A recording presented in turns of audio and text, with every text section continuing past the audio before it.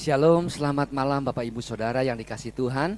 Selamat bertemu kembali dengan saya Gus Saputra yang malam hari ini kembali akan menyampaikan renungan firman Tuhan untuk Bapak Ibu Saudara, khususnya untuk jemaat GPPK Subang dan umumnya untuk siapapun yang mendengar renungan ini pada malam hari ini. Sangat bersuka cita kembali kalau pada malam hari ini boleh kembali melayani untuk menyampaikan kebenaran firman Tuhan dalam waktu yang singkat ini. Pada hari Kamis tanggal 2 Juni tahun 2022. Apa kabar Bapak Ibu Saudara? Saya harap Bapak Ibu Saudara semuanya berada dalam keadaan yang baik. Tetap semangat, tetap percaya dan Roh Kudus selalu ada menyertai kita sekalian. Baik Bapak Ibu Saudara, sebelum kita membaca dan merenungkan firman, terlebih dahulu mari sama-sama kita datang dalam doa. Memohon pimpinan Tuhan dalam acara ini supaya Tuhan berkenan kiranya memimpin acara ini sampai dengan selesainya. Sehingga acara ini kiranya boleh diberkati Tuhan dalam waktu yang singkat ini, boleh menjadi berkat buat kita semua. Mari sama-sama kita berdoa. Bapa dalam sorga, kami mengucap syukur kepadamu Bapa. Kalau malam ini kami kembali boleh merenungkan kebenaran firman-Mu.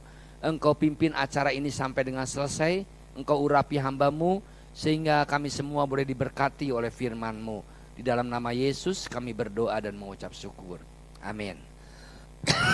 Bapak Ibu Saudara yang dikasihi Tuhan, malam hari ini saya ingin menyampaikan tema firman Tuhan yang sehubungan dengan keadaan yang sedang berlaku, yaitu tepatnya pada hari Kamis yang lalu semua gereja-gereja memperingati hari kenaikan Yesus.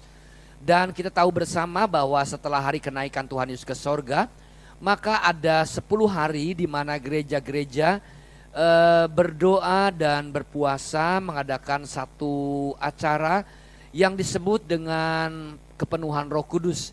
Karena sejak Tuhan Yesus naik ke sorga 10 hari kemudian, maka ada hari yang namanya hari Pentakosta, yaitu hari di mana gereja-gereja merayakan sebagai hari turunnya Roh Kudus atas para rasul. Dan ini menjadi tradisi gereja dimanapun ada di dunia ini. Nah oleh karena itu pada malam hari ini, hari Kamis tanggal 2 Juni, saya ingin menyampaikan firman Tuhan dengan tema pekerjaan Roh Kudus. Bapak Ibu Saudara, saya akan ambil dari Injil Yohanes pasal yang ke-16 ayat yang ke-8 yang berbunyi sebagai berikut.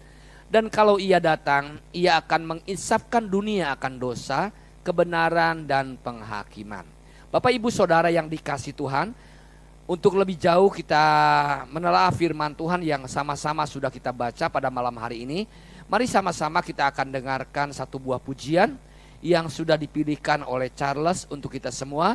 Supaya dengan pujian ini kita semua boleh diberkati Tuhan dan Tuhan dipermuliakan. Selamat mendengarkan, Tuhan Yesus memberkati kita sekalian. Perhatikanlah bunga bakung di ladang, Tuhan hiasi tanpa bekerja. Apalagi kita orang percaya, Tuhan pelihara, Tuhan cukupkan. Perhatikan burung-burung di udara, Tuhan beri makan tanpa bekerja. Apalagi kita kesayangannya, Tuhan pelihara, Tuhan sediakan. Saat kau perlu Tuhan tahu, saat kau minta Tuhan dengar, saat percaya Tuhan bekerja. Saat menangis Tuhan tahu, saat berdoa Tuhan dengar, saat bersyukur Tuhan berkati. Haleluya, puji Tuhan. Bagaimana dengan pujian yang Bapak Ibu Saudara sudah dengar tadi?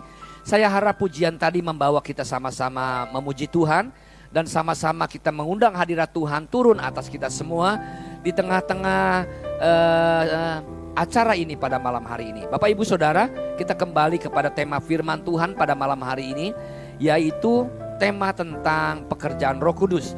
Dan kalau ia datang, ia akan mengisapkan dunia akan dosa, kebenaran, dan penghakiman. Bapak Ibu Saudara yang dikasihi Tuhan Yesus, gereja-gereja setelah hari kenaikan Yesus ke sorga, maka biasanya gereja-gereja mengadakan kegiatan-kegiatan sehubungan dengan menantikan 10 hari pencurahan Roh Kudus atas para rasul yang terjadi 2000 tahun yang lalu di kota Yerusalem. Kita mendengar, kita membaca bahwa 10 hari setelah Yesus naik ke sorga, para rasul dipenuhi dengan kuasa Roh Kudus. Sehingga para rasul yang biasa-biasa saja menjadi pribadi-pribadi yang luar biasa. Bukan oleh karena rasul-rasul itu adalah orang-orang yang luar biasa, tetapi ada kuasa yang menaungi menyertai mereka. Sehingga kuasa itulah yang memampukan mereka, para rasul itu menjadi pribadi-pribadi yang luar biasa. Nah, keadaan ini kiranya dirindukan oleh setiap gereja-gereja Tuhan dimanapun juga berada, pemimpin-pemimpin gereja maupun pelayan-pelayan Tuhan, supaya kita semua boleh memimpin, boleh melayani, boleh menjadi gereja-gereja yang luar biasa. Dengan apa? Yaitu dengan urapan Roh Kudus yang menyertai kita sekalian, sehingga kita dimampukan oleh Roh Kudus untuk menjadi pribadi-pribadi yang luar biasa untuk hormat dan kemuliaan bagi nama Tuhan. Kemudian Bapak Ibu Saudara yang dikasihi Tuhan Yesus, sebenarnya apa pekerjaan Roh Kudus? Ada banyak hal pekerjaan Roh Kudus di dalam dunia ini. Dan pada malam hari ini kita akan bahas 3 hal Bapak Ibu Saudara. Sebagaimana yang telah disampaikan oleh Injil Yohanes 16 ayat yang ke-8 tadi. Yang mengatakan, dan kalau ia datang, ia itu mengacu atau menunjuk kepada Roh Kudus. Dan kalau Roh Kudus datang, Roh Kudus akan menginsafkan dunia akan dosa. Banyak orang-orang, dunia ini berarti adalah kita manusia Bapak Ibu Saudara. Banyak orang-orang yang saat ini tidak sadar atau tidak menyadari akan dosa-dosa yang telah diperbuatnya. Nah, Roh Kudus mempunyai pekerjaan yang pertama akan menginsafkan kita akan dosa. Bapak Ibu Saudara, dosa itu sangat fatal. Dosa itu sangat besar. Efeknya itu luar biasa. Tapi ada begitu banyak orang yang tidak memperdulikan dosa, yang tidak menyadari bahwa dosa itu akan membuat sesuatu hal yang besar dalam kehidupan kita. Coba Bapak Ibu Saudara ingat bagaimana peristiwa Adam dan Hawa di Taman Eden. Bukankah karena dosa yang telah mereka lakukan sekali, mereka menanggung satu akibat yang besar dalam kehidupan mereka. Mereka harus kehilangan sesuatu yang sangat berharga dalam kehidupan mereka. Sebelum dosa masuk kepada mereka, mereka menikmati berkat-berkat, keindahan, fasilitas yang Tuhan sediakan yang begitu luar biasa di taman itu. Mereka tidak usah lagi bingung bagaimana mereka harus makan. Dan saya sangat yakin dan percaya, saya bayangkan Adam dan Hawa waktu itu merasakan sukacita dan damai sejahtera setiap saat di taman itu. Kenapa? Karena waktu itu belum ada dosa yang mengakibatkan mereka kehilangan segalanya. Tapi ketika dosa sudah mereka perbuat, mereka harus kehilangan segala-galanya. Fasilitas yang ada di Taman Eden itu yang begitu luar biasa, mereka tidak bisa lagi menikmatinya. Mereka harus keluar dari taman itu, dan yang paling parah, mereka harus berpisah dengan Tuhan. Itulah dosa. Nah, hal yang sama juga terjadi dalam kehidupan kita Bapak Ibu Saudara. Sangat ironis sekali kalau banyak orang di dalam dunia ini tidak menyadari akan dampak yang luar biasa akibat dosa. Banyak rumah tangga yang hancur, banyak yang pribadi kehilangan damai sejahtera, banyak yang kehilangan berkat, banyak yang kehilangan segala-galanya di dalam dunia ini karena dosa. Dosa yang telah memporak-porandakan kehidupan manusia, dosa yang telah membuat manusia mengalami kesengsaraan dan keterpisahan dengan Tuhan. Banyak orang-orang yang kehilangan damai sejahtera dalam kehidupannya. Kenapa? Bukan karena Tuhan sudah tidak lagi mengindahkan keadaan manusia, tetapi oleh karena dosa yang diperbuat oleh manusia yang membuat kita kehilangan damai sejahtera, kehilangan sukacita, dan kehilangan arti keutuhan di dalam kehidupan rumah tangga dan lain sebagainya. Oleh karena itu Roh Kudus akan mengingatkan kita betapa dosa itu luar biasa efeknya. Oleh karena itu Bapak Ibu Saudara, mari kita mohon Roh Kudus untuk mengingatkan kita betapa dosa itu menghancurkan kehidupan kita. Dan kalau Roh Kudus datang dalam kehidupan kita, kita akan menjadi pribadi-pribadi yang sadar bahwa dosa itu adalah hal yang sangat fatal dalam kehidupan kita.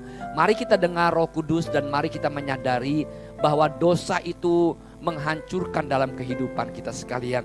Kita mohon Roh Kudus menolong kita, menginsafkan dunia supaya kita sekalian tidak lagi mau bergaul dengan dosa yang berakibat fatal dalam kehidupan kita.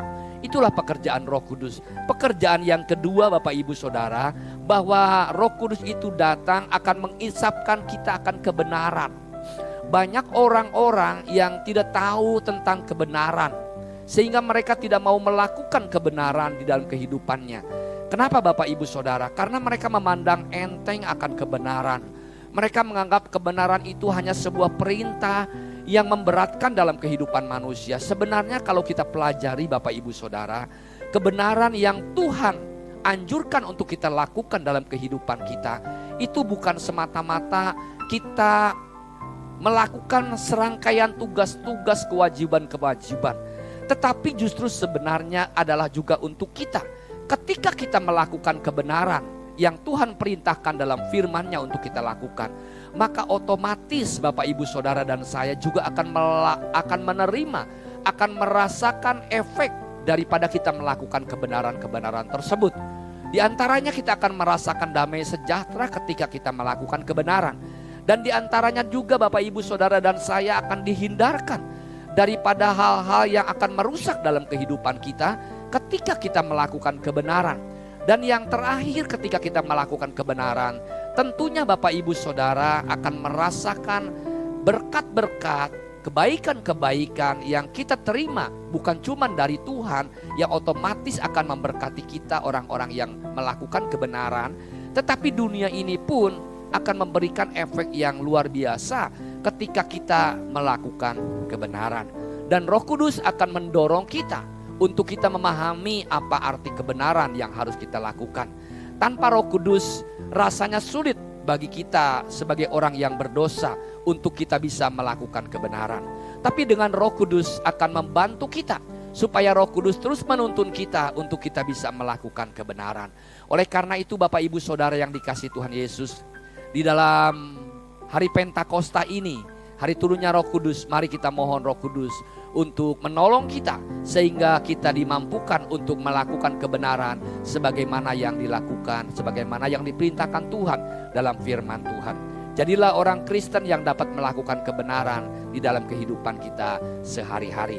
Dan yang ketiga, pekerjaan Roh Kudus akan menginsafkan dunia akan penghakiman. Akan penghakiman maksudnya bahwa kuasa dunia, kuasa si jahat itu telah dihukum, telah kalah oleh kuasa Tuhan. Ketika Tuhan Yesus disalibkan, maka kuasa dosa, kuasa si jahat sudah dikalahkan. Dan penghakiman itu adalah milik Tuhan.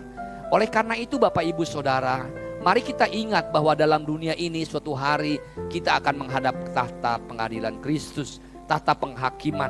Oleh karena itu Bapak Ibu Saudara dan saya boleh bekerja keras dalam dunia ini, boleh berusaha keras dalam dunia ini, boleh berkarir dalam dunia ini, itu memang harus kita lakukan sebagai orang-orang yang percaya. Tapi mari kita ingat bahwa apapun yang kita lakukan di dalam dunia ini ada batasnya Bapak Ibu Saudara. Ya, firman Tuhan dalam Mazmur mengatakan bahwa usia manusia itu dibatasi. Mungkin 70 tahun, mungkin 80 tahun dalam anugerah Tuhan, dan selebihnya adalah kesengsaraan. Jadi ada batas-batas waktu kita hidup di dalam dunia ini, dan setelah itu kita akan menghadap pengadilan Kristus yang namanya penghakiman. Oleh karena itu Bapak Ibu Saudara, mari kita ingat, jangan hanya kita ingat kehidupan selama di dalam dunia ini saja, tetapi mari kita boleh mengingat kehidupan setelah di luar dunia ini, yaitu penghakiman Tuhan. Maksud saya adalah selama kita dalam dunia ini kita bekerja keras, yes, tetapi kita juga selama dalam dunia ini kita ingat akan hari penghakiman, sehingga kita ingat Tuhan, kita beribadah kepada Tuhan dengan baik, kita melakukan firman Tuhan dengan baik. Puji Tuhan, kiranya Roh Kudus ada menyertai kita, Roh Kudus memenuhi kita, Roh Kudus menuntun kita untuk menginsafkan kita akan dosa, menginsafkan kita akan kebenaran, menginsafkan kita akan hari penghakiman. God bless you all. Tuhan Yesus memberkati kita sekalian. Selamat hari Pentakosta. Mari kita akan tutup di dalam doa. Bapa di sorga, terima kasih Tuhan untuk Roh Kudus yang Tuhan sudah berikan kepada kami. Kami rindu setiap hari, setiap saat Roh Kudus ada dalam kehidupan kami, menuntun kami, memenuhi kami, menginsafkan kami akan dosa, menginsafkan kami akan kebenaran, menginsafkan kami akan penghakiman, supaya kami boleh menjadi alat-alat-Mu, saksi-saksi-Mu yang heran bagi dunia yang gelap ini. Terima kasih Tuhan, dan nama Tuhan dipermuliakan. Bapak Ibu Saudara yang dikasih Tuhan, arahkanlah hati dan pikiranmu kepada Tuhan, dan marilah kita menerima berkat yang dari Tuhan. Tuhan memberkati engkau dan melindungi engkau pada malam hari ini. Tuhan menyinari engkau dengan wajah-Nya dan memberikan kasih karunia. Oleh karena itu terimalah berkat dari Allah Bapa di sorga, kasih sayang dari Tuhan Yesus Kristus, dan persekutuan, penyertaan, pertolongan, penghiburan, perlindungan dari Roh Kudus kiranya turun atas kita semua mulai pada hari ini sampai selama-lamanya. Dalam nama Yesus kami berdoa. Haleluya, terima kasih. Amin. Selamat malam Bapak Ibu Saudara. Terima kasih untuk Bapak Ibu Saudara. Selamat beristirahat, selamat menikmati karya Roh Kudus. Tuhan Yesus memberkati. Shalom.